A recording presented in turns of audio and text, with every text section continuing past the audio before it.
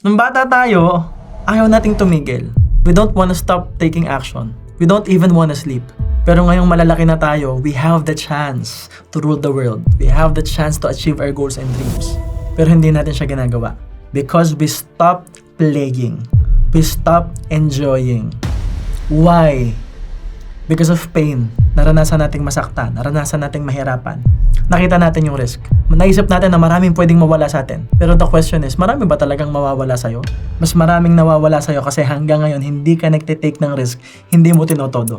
I'm here to tell you, there are plenty of ways for you to enjoy the process. Kaya lang naman tayo hindi nag-enjoy kasi number one, ang ginagawa natin, yung mga bagay na hindi natin gusto. Bakit? Kasi hindi natin alam ano yung gusto natin. Kaya lang naman natin nagagawa yung mga bagay na hindi natin gusto because we don't even know what we want, we don't know who we are, so we don't know what to do. Again, still, it's 100% clarity.